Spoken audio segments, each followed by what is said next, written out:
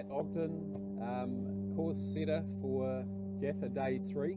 That's correct, yeah. And really just wanted to find out a bit more, Matt, about JAFA this year. Which parts of Woodhill are we looking at for the maps? So, yeah, there's 3 days running across Queen's Birthday. The first day is a chasing start middle distance at Lake Rototoa. We used that for the Oceania long distance last year. And then the last 2 days are the map called Headley Dunes, and that's the map we use for the World Masters and the Nationals long distance this year. So two very awesome, very high quality maps that we'll use across the weekend. Fantastic. And for those who are coming from Australia, the Pine Stars and their support teams, how would you describe it for them if they haven't had a chance to compete on the Oceania with the Rototoa and on the World Masters maps?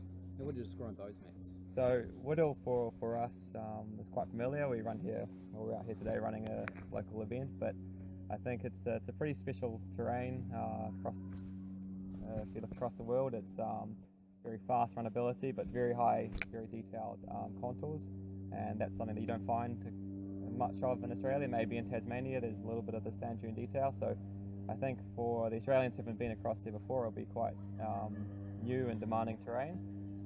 But I think it's some of the best terrain in the world. You can run at full speed, but still have that very high technical demand. So yeah, really looking forward to what people think of the terrain and the courses. And of course another part of the JAFA weekend will be the schools trial. How is that going to be for them, given that some of them wouldn't have competed on a schools level in these maps before?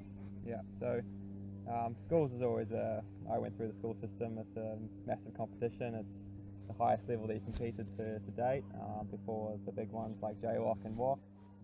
So I think there will be some nerves and some tension across the weekend. I think at secondary school it's more about keeping your cool and not making the big mistakes, and generally the ones who can keep it reasonably clean are the ones who come out on top. So we'll see who's keeping their head the coolest over the weekend, but I'm sure the New Zealanders will show the Australians a thing or two about how to orienteer in Woodhill Forest, so looking forward to it. Excellent. And of course it also represents is it the final series for the Super Series for the elites? Yeah, that's correct. And yeah. What's the standings at the moment going into JAFA weekend? Who's the people to beat in the men and the women's? So I think this weekend they're having another series down in South Island, and so Jean I think took out the ultra long distance yesterday. Right. So I think he'll be climbing up the table.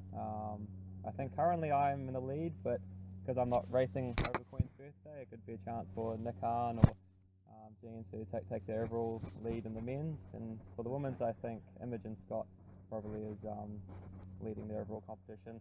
Amber did quite well at Nationals, but I'm not too sure if she's entered yet for Queen's Birthday. So if she's watching this, make sure to enter and challenge Imogen for that overall spot. And what would be your advice from a fitness angle to prepare for JAFA weekend? What sort of physical training is it? Are we talking hills? Are we talking jumping over obstacles? Yeah. So 3 days. The first day is a chasing start. So qualification in the morning, and then based off the results, we'll have a chasing start in the afternoon. So that'll be quite a tough day, having 2 races in 1 day.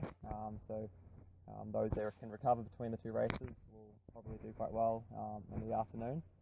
And then the 2 subsequent days are multi-day distances, so we're looking for a winning time of between 60 and 70 minutes. And not very long distance, but still quite long compared to other races, so it's going to be all about keeping that endurance across the individual days and the overall competition. So Orienteering is interesting to see who can hold their shape across all 3 days to make the overall competition. I think the one who is running the highest speed and makes the least mistakes, as Orienteering normally is, will take the win. So we'll see how that goes.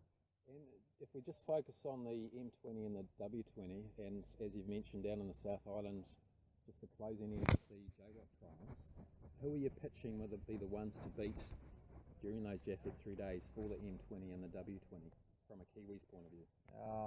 So for the juniors, I think Cameron Delisle is last year JWOC this year, so it'll be interesting to see if he can put together some really solid races and show that he's the one to beat. But there's also a number of up-and-coming juniors like Joseph Lynch, Max Griffiths. So yeah, it's anybody's game, I think, in the men's swim. The women's 20, I think Katie Cory-Ride sort of proven herself to be the one to beat. But again, there's this massive depth. Selected 4 of the 6 girls at nationals, and the remaining 2 will be selected this weekend. So there's massive depth and massive talent there. So we'll see who can put together those good races over the weekend. So it's going to be exciting to see, and hopefully they all do well. But yeah, we'll see. And as everyone can see behind us, we are in classic Woodhill filming right now. With your training over the years, you're a JWOC middle distance world champion. Yeah. How was your training towards that JWOC influenced by the Woodhill terrain? So yeah, this is my backyard. I grew up just 15k down the road, so I spend most weekends and probably most weeknights out here doing some kind of run or technical training. So it's definitely shaped my orienteering background, and I think it's the perfect training environment. It's got flat areas, hilly areas, very technically demanding areas, areas where it's more about keeping control over the compass. So I think it's a massively varied environment, and that's what's really enabled me, I think, to sort of climb those international ranks.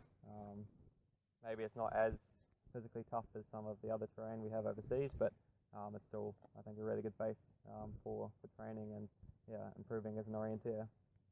Excellent, thank you. And I guess just lastly, if we look at it from the Australians' point of view and the bush rangers versus the Pine Stars, who do you think are going to be the main competitors from the bush rangers and the Australian team to watch out for? So I think when we go to Australia, it's always pretty close. Normally Australia just tips us when we go overseas, but I think we have a dominance here in Auckland, especially in Woodhill. It's our backyard, and we, I think, have trained there so much more than they have. So we have quite an advantage going into these competitions. So it'll be interesting to see if they can challenge us. But I think New Zealanders will come out on top across the 3 days. Great. Well, there you hear it, everyone, straight from Matt Ogden's mouth. Matt is the course setter for day 3. So just briefly with that, Matt, give us your thoughts without giving any details away, but just your experience as a setter on that map, given that it was used for the World Masters last year. Yeah, so the area that I'm sitting on is it's the more detailed part of the Nationals long distance map that we used a couple of months ago. It's typical Woodhill, I'd say, quite flat, many small contour details, bit of coastal area to use, some nice little pockets of native vegetation which add a bit of variety. I think it's going to be a really challenging course. I ran it 2 weekends ago, and the whole time I was always having to focus and concentrate. I try to set it more like a middle distance than a long distance, so a lot of short, sharp legs, but then some also middle length legs, but no real long legs, I don't think. So it's going to be all about maintaining that focus and the concentration for the full, I think 11 kilometres for the men's and 9 kilometres for the women elite. So it'll be interesting to see who comes out the other end without making any mistakes, but I'm sure there'll be a lot of mistakes made just because of the technical difficulty of the terrain, and the course, I think, is going to force a lot of people to make quite a few mistakes. So it'll be interesting to see who actually has a clean race, because I don't think it's going to be very easy to do that. Yeah. And certainly from our point of view, we really much look forward to your course on day 3, and of course on day 2 we're on the same map as well. And day 1, as Matt's mentioned, we're on Lake Rototoa, with the 2 middles and a chasing start in the afternoon. And just if I can really encourage you, entries close, standard entries this Friday, the 11th of May. So on behalf of both of us, get your entries in, and we look forward to seeing you at JAFA 2018.